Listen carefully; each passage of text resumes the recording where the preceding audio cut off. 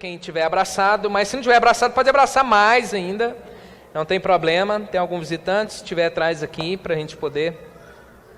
1 Pedro, capítulo 1, versículos 17 até o 21. Primeira carta de Pedro, capítulo 1. Vou convidar os irmãos a se colocarem de pé, para nós fazermos a leitura. Primeira carta de Pedro, capítulo 1. Versículos 17 a 21, você abra ou ligue sua Bíblia, não tem problema, é importante que você tenha uma Bíblia. Eu estava vendo alguém reclamar que não tinha dinheiro para comprar uma Bíblia, mas estava lá com um celular de quase 1000 paus na mão, né? Falei, por que não baixa umas 20 versões nesse celular aí e lê? Ué, não é desculpa mais, você baixa gratuito. Você vai lá no Apple Store, aí você baixa lá, eu quero a versão NVI, NTLH, eu quero a corrigida, eu quero em grego, eu quero em hebraico, abaixa o que você quiser lá. Não precisa nem comprar mais se quiser. Já tem tudo, né? Então você pode abrir ou ligar, não há desculpa. Está lá no meio do mato, esqueci minha Bíblia, não tem como ler. Não, aqui ó, o seu celular. Aproveita que lá não tem internet, né? E não vai ficar gastando bateria e lê a Bíblia, amém?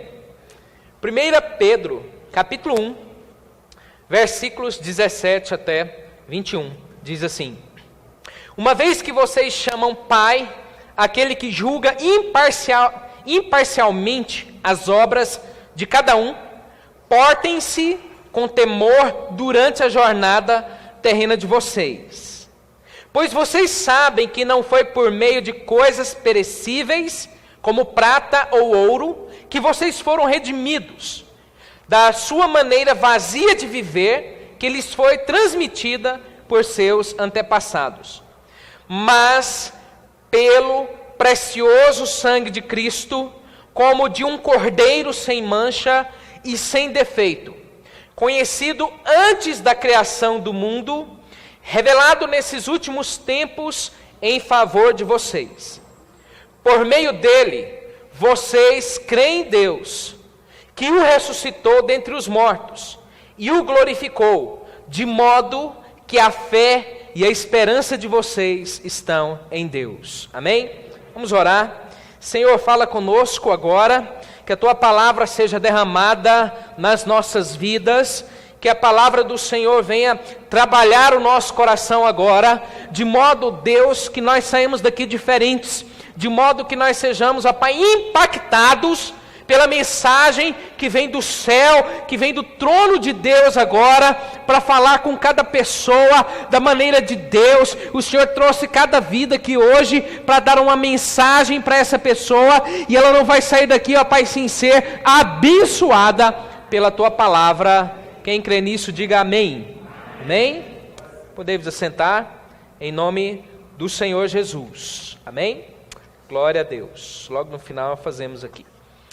Irmãos, esse texto aqui hoje, ele vai falar para nós aqui, e eu gostaria de chamar nisso daqui, de por que ser santo, né? Por quê? O texto lá de 1 Pedro, capítulo 1, ele fala sobre a santidade.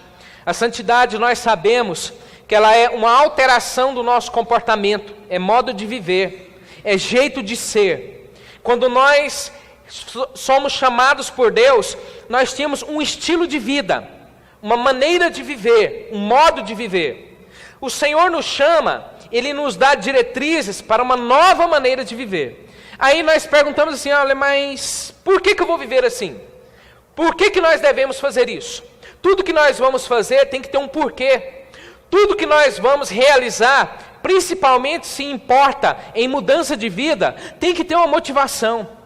A motivação que eu digo aqui, não é nós ficarmos assim, eufóricos, né? Já foi em palestra motivacional? Palestra motivacional, o pessoal chama, reúne os empregados, leva lá todo mundo, né? Aí o cara vem, conta piada, e joga água, joga perfume na plateia, aquela coisa. O povo fica pulando na altura. Volta para o outro dia, 8 horas da manhã, está todo mundo do mesmo jeito. Motivação não é essa euforia passageira, mas a motivação é uma razão que Deus vai nos dar para que nós venhamos a prosseguir naquilo que Ele nos chamou para ser. E Pedro, nesse texto aqui, ele vai falar para nós sobre isso.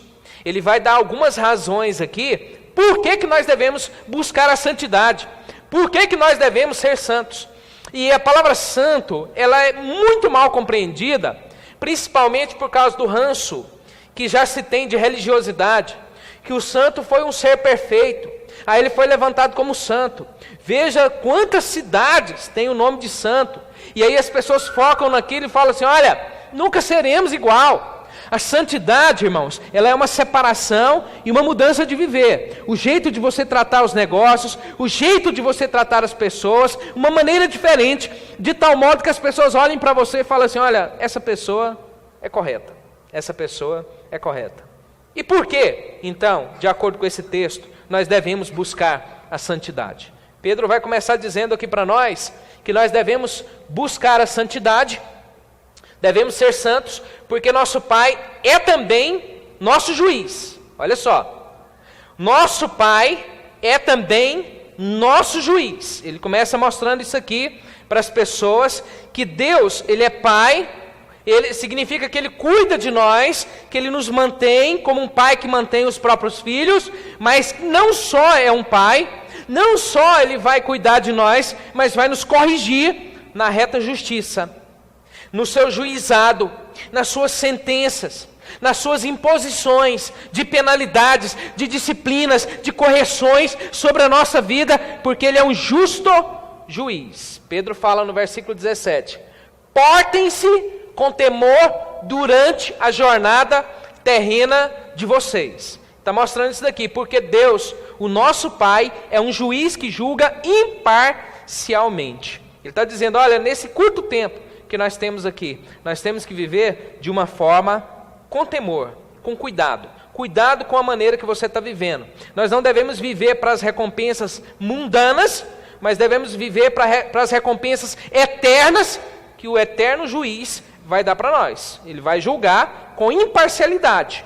E essa frase, comportar, o modo de viver, ela está tratando do jeito que nós devemos portar, do jeito que nós devemos agir. O versículo 15 diz assim, lá atrás das outras mensagens, mas assim como é santo aquele que os chamou, sejam santos vocês também em tudo que fizerem.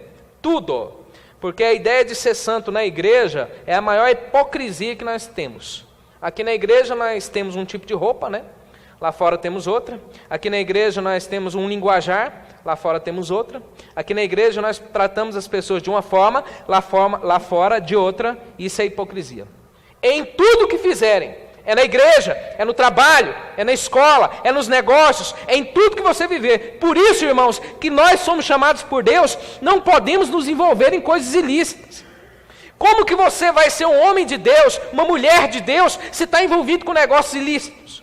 Com coisas que são contra a moral, com coisas que são contra a lei? Não há possibilidade. Você vai falar assim, olha, mas então eu tenho que ser santo? Porque só na igreja? Não, não é só na igreja, em todo lugar. Não posso me envolver com coisas ilícitas. Não posso estar envolvido com crime. Não posso estar envolvido com aquilo que a lei proíbe. Não posso estar envolvido com coisas que não são boas. Porque em todo o momento, o meu comportamento é o comportamento daquele que serve ao Senhor. E para nós entendermos Deus como juiz, nós temos que pensar que nós não somos pessoas que agem sem temor. Nós temos que ter temor. Os homens sem Deus, é como lá em Romanos 3,18, diz assim, aos seus olhos é inútil temer a Deus.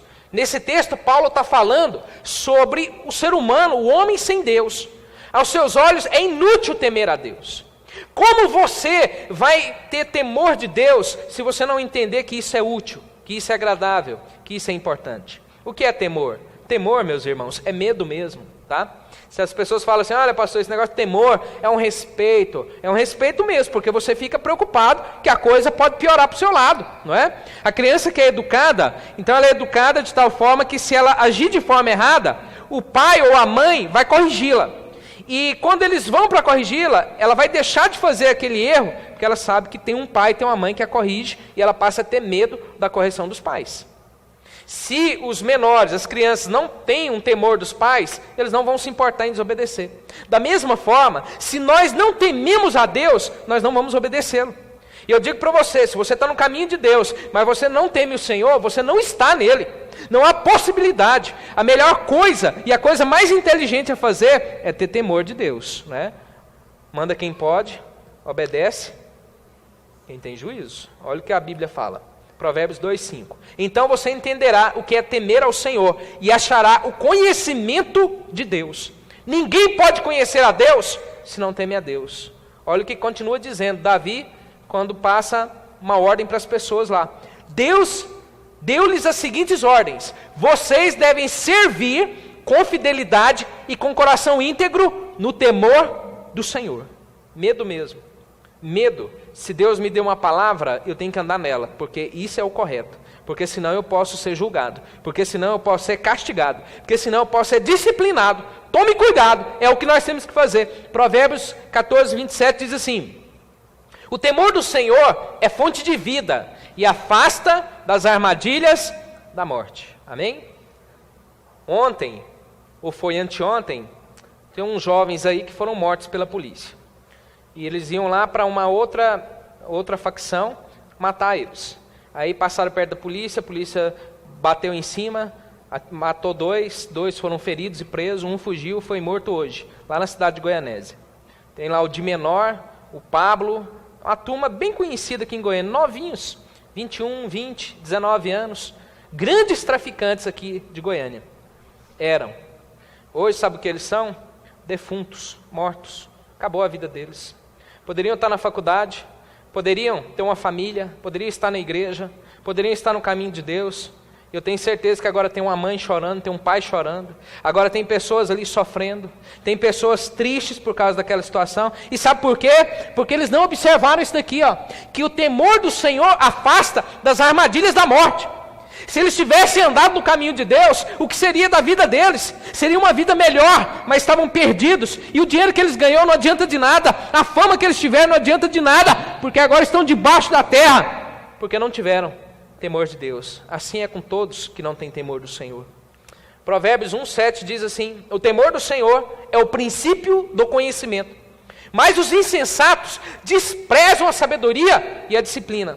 Pode ser que você está aqui hoje na igreja e é um insensato, que vai falar assim: pastor, isso aí, não, aqui por fora, aqui, ó, lá no meu trabalho eu faço assim, ó, lá com a minha esposa eu faço desse jeito, lá com o meu marido eu faço assim, ó, lá com aquelas pessoas eu faço daquele jeito. Não tem problema não, vamos viver assim, e você vai ver onde vai parar a sua vida. Provérbios 19:23 fala assim: o temor do Senhor conduz à vida, quem o teme pode descansar em paz, livre de problemas. Amém, irmãos? Livre de problemas. E eu digo uma coisa para você: se você teme a Deus, você não teme a mais nada.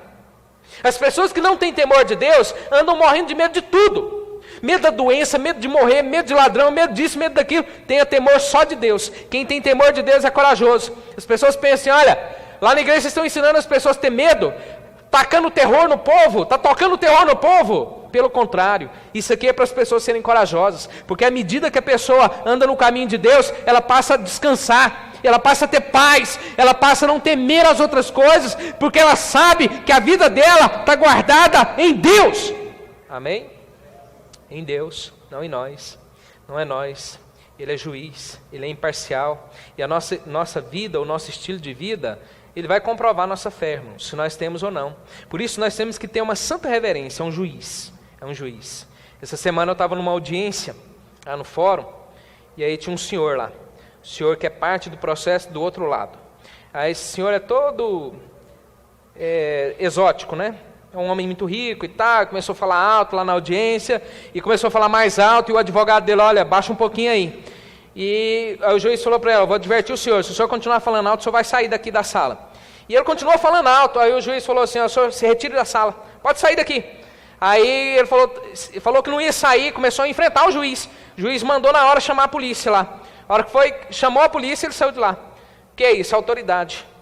É uma autoridade, o juiz é uma autoridade. As pessoas têm que respeitar a presidência dele, da audiência. Então ele foi obrigado a respeitar. É um juiz. Agora imagine, irmãos, o Senhor. O Senhor preside a nossa vida. Amém? O Senhor preside a igreja. O Senhor preside o mundo, o universo, todas as coisas. Se você não respeita a Deus, você é louco. Porque Deus é a autoridade suprema das coisas. Deus, Ele falou uma coisa, Ele vai fazer. Veja as profecias. Não são só as boas que se cumprem, não. As ruins também. Se Deus falou: olha, foge desse teu caminho, foge dele enquanto é tempo. Amém? Enquanto é tempo. Segunda razão. Devemos ser santos, porque Deus nos redimiu por um preço infinito. Amém?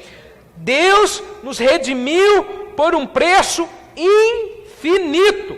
Versículo 18 diz assim: pois vocês sabem que não foi por meio de coisas perecíveis como prata ou ouro que vocês foram redimidos da sua maneira vazia de viver, que lhes foi transmitida por seus antepassados. Não foi por meio de prata ou ouro, coisas perecíveis. Irmãos, prata e ouro são as coisas mais ricas da terra.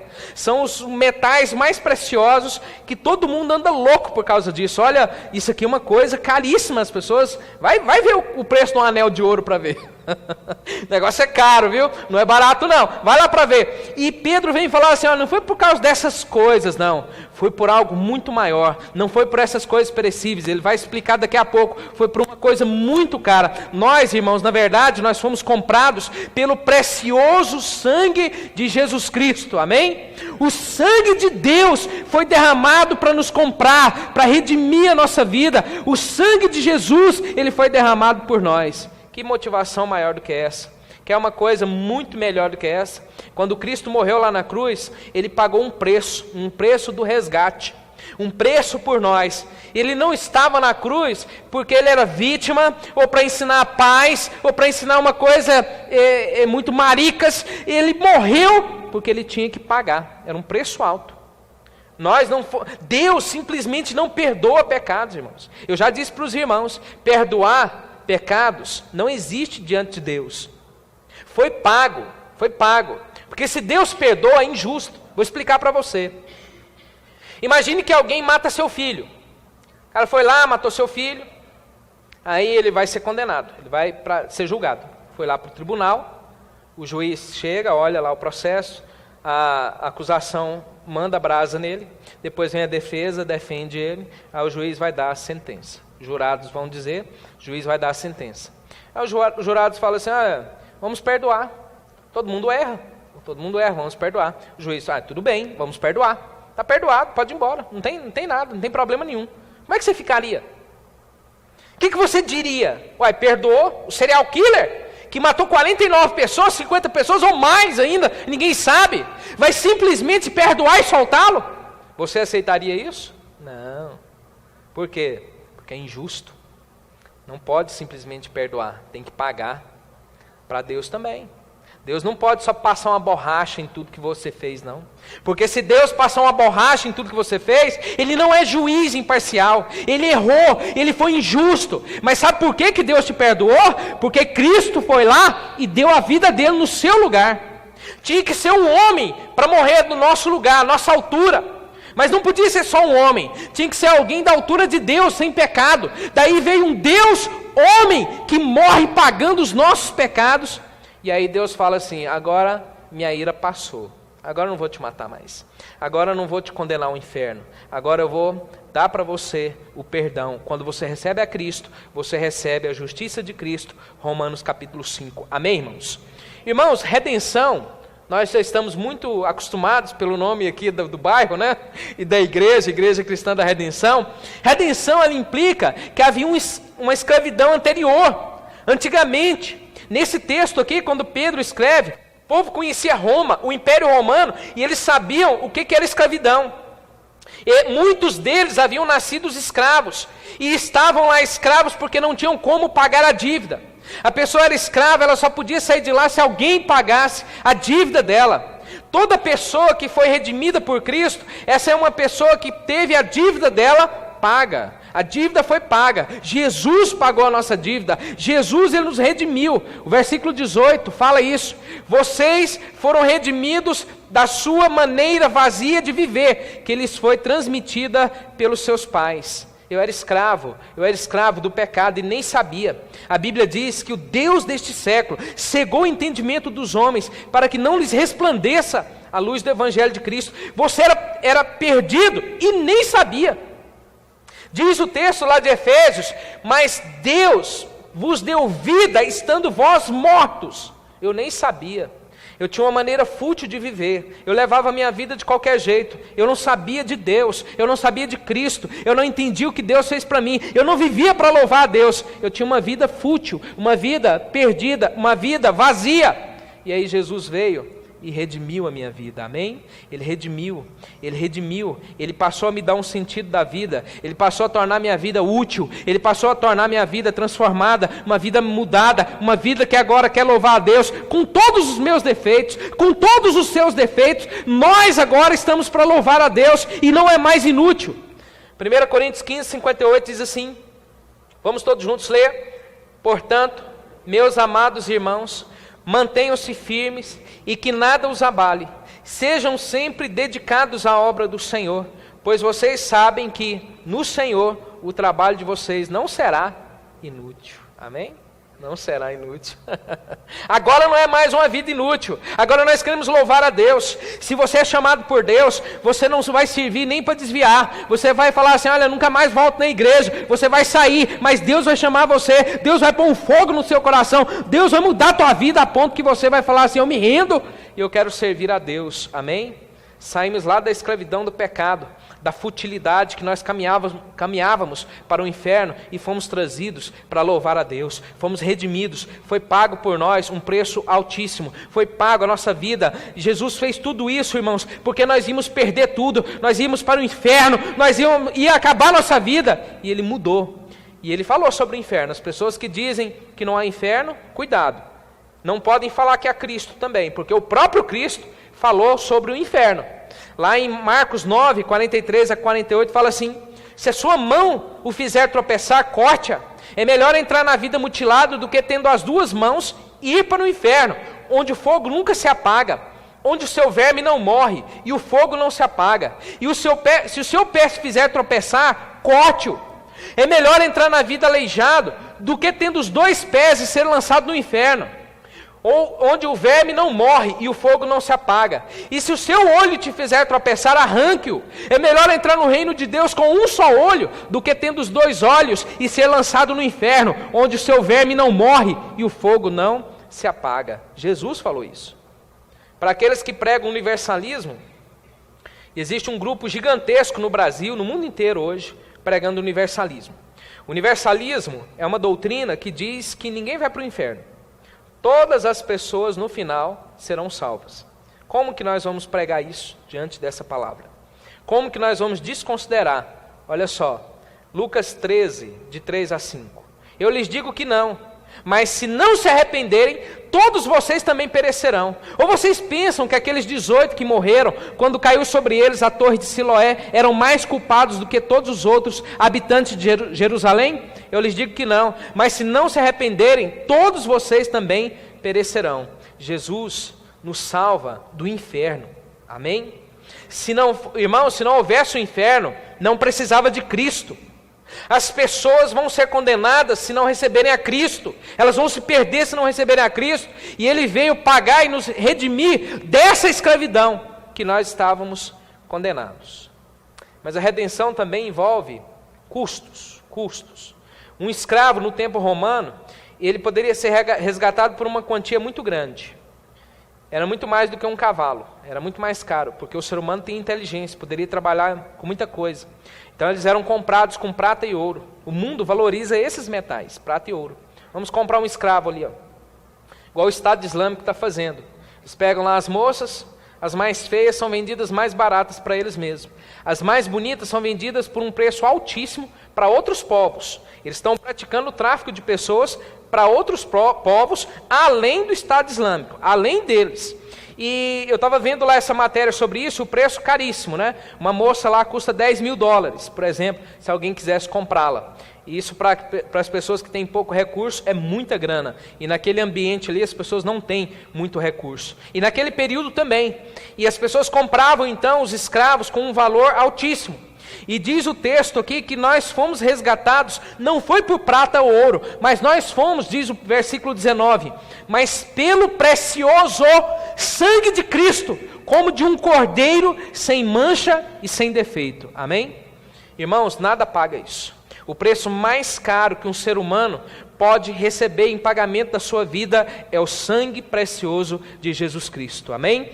O sangue de Jesus, por quê? Porque é o sangue de Deus, é o sangue de um ser que não existe sobre a face da terra, é o sangue de um ser que não tem mancha, que não tem pecado, é o sangue de um ser que deu totalmente o amor dele por nós. Esse é o custo. E aí você vai viver de qualquer jeito? Você vai viver da mesma forma? Você vai viver na perdição?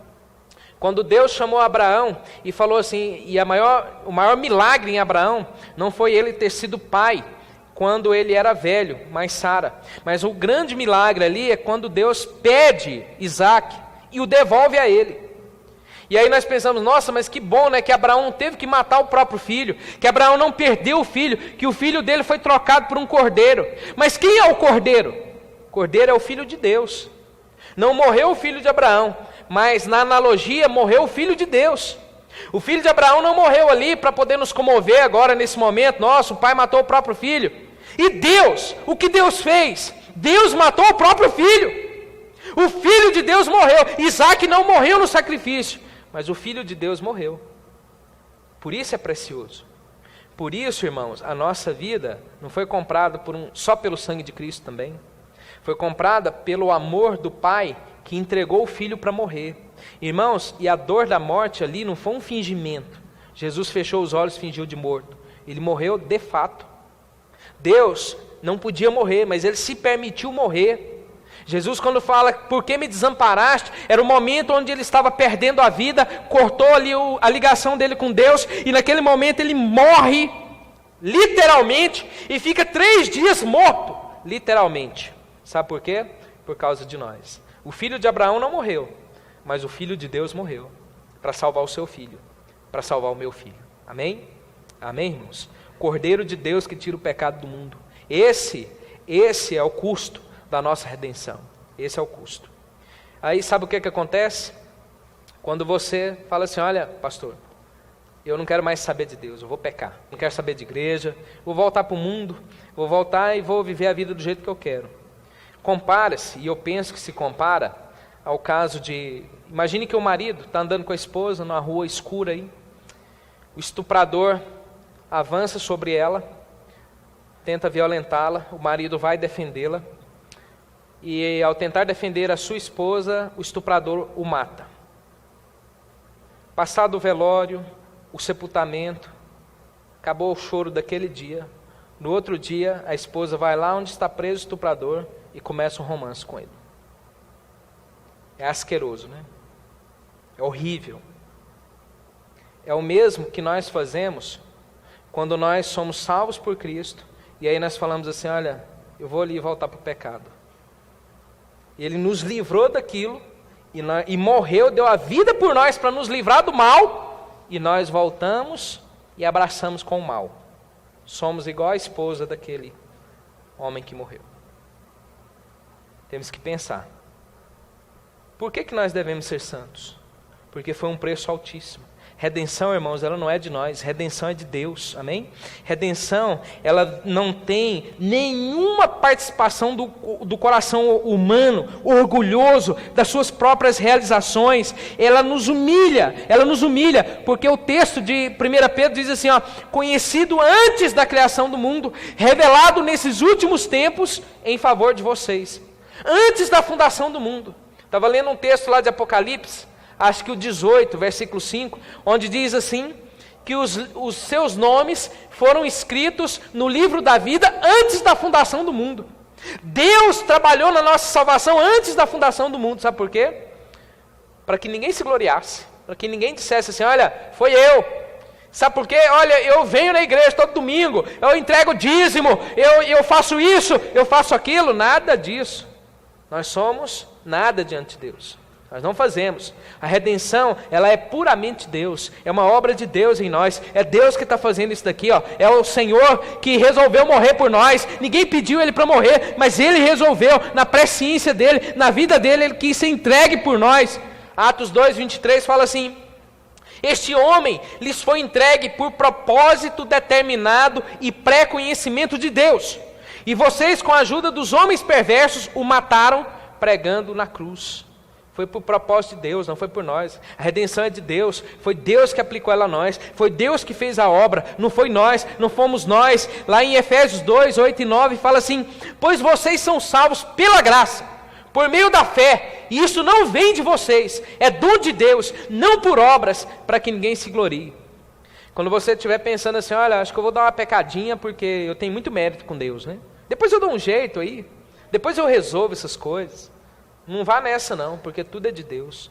A redenção é de Deus, é Deus que nos redime, é Deus que está fazendo nós nos arrependermos. Se o seu coração aí está queimando agora, se o seu coração aí agora está falando assim, puxa, Deus está falando comigo, eu vou dizer uma coisa para você, é Deus mesmo que está falando, porque lá em 2 Timóteo diz assim, deve corrigir com mansidão os que lhe se opõem, na esperança de que Deus lhes conceda o arrependimento, levando-os ao conhecimento da verdade. Deus lhes conceda o arrependimento. Se Deus está falando com você agora, meu irmão, é Ele que está falando mesmo, não sou eu.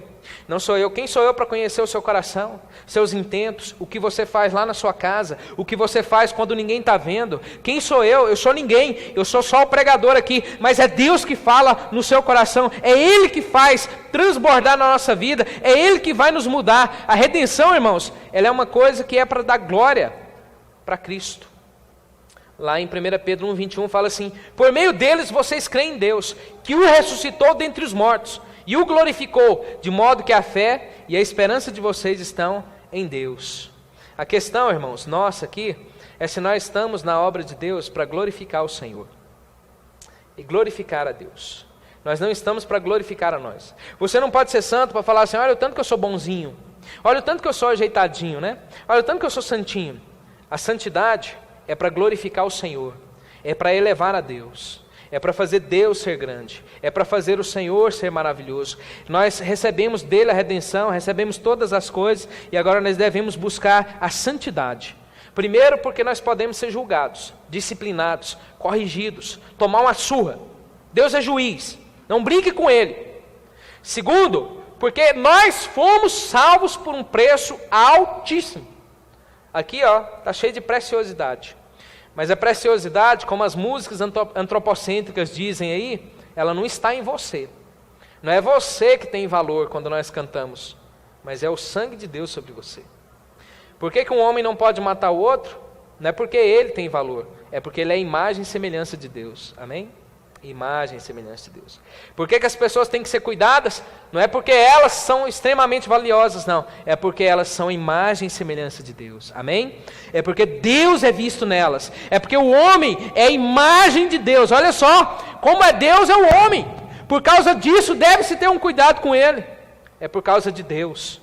Quando você é santo, quando você busca ter uma vida corrigida, uma vida convertida, uma vida transformada, é por causa de Deus, não é por causa de nós. Amém? Então faça isso. Olha, Cristo pagou um preço. Lembra da mulher do estuprador? Agora eu vou lá fazer romance com o pecado? Fazer romance com quem me mata? Sendo que quem morreu por mim, me amava, me ama, tem todo o amor por mim, eu vou para lá? Não. Vou viver uma vida diante de Deus. Porque é isso que tem sentido, amém, irmãos? Quem está na perdição aí não tem sentido na vida. Pode ter certeza. Isso não é papo meu, não é papo de pastor ou de igreja. Vai curtir, vai lá aproveitar para ver o que você vai ganhar com isso. Qual o sentido disso? Hoje a pessoa está perdida, amanhã está perdida, depois vai estar perdida também. Agora quando ela começa a andar no caminho de Deus, é construção, é mudança, é melhora. A vida dos crentes melhora, amém? Toda pessoa que começa a andar no caminho de Deus, a vida dela melhora, a vida dela começa a ter uma alegria, por mais que ela esteja passando dificuldades, é muito melhor. Essa senhora que nós oramos agora no início do culto por ela, pela filha que está com câncer, pode até ser que ela perca a filha dela, mas vai ter um sentido em tudo, tem um sentido. Deus é soberano, amém? Deus é soberano, Deus sabe o tempo da vida dela, Deus vai consolar, Deus vai fortalecer. Sempre é assim, foi comigo assim e vai ser com todos. Agora procura soberania, conforto, consolo lá na perdição. Vai lá e experimenta. Ela vai falar assim, alguém pode me consolar aqui? Alguém pode me dar um sentido da pessoa usar drogas? Alguém pode me dar um sentido da pessoa largar a família e procurar outras pessoas para se divertir? Alguém pode me dar um sentido disso? As pessoas vão falar assim, larga de ser besta, tu é louco. Nós não temos nada para dizer aqui para você, mas aqui tem. Amém? Aqui tem. Então larga e vem, porque esse é o melhor caminho. Amém? Vamos orar? Vamos ficar de pé? Feche seus olhos. Talvez hoje Deus está chamando você para alterar alguma coisa no seu comportamento e na sua vida. E você então vai fazer isso, fazer um compromisso com o Senhor. Senhor, o que eu tenho que mudar na minha vida? Me ajuda agora. E talvez você saiba o que realmente tem que mudar na sua vida. Senhor nosso Deus e nosso Pai querido, nós louvamos a Ti, porque o Senhor nos chamou, ó Pai, para sermos diferentes, sermos santos, andarmos no Teu caminho e na Tua obra. Abençoa a Tua igreja, abençoa os Teus filhos, abençoa o Teu povo, abençoa cada um de nós, Pai. Senhor, nos chama a sermos diferentes, nos chama, Pai, à santidade, alguma coisa que nós temos que alterar no curso da nossa vida. Se estamos desviando para a direita ou para a esquerda, nos coloca agora no caminho do Senhor, no caminho certo, no caminho correto, no caminho que o Senhor tem para a vida de cada um de nós. Abençoa a Tua obra, abençoa a Tua igreja, em nome do Senhor Jesus. Amém.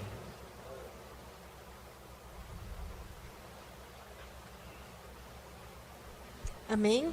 Que nós possamos refletir do que foi falado, que o pecado não possa ser o nosso amigo.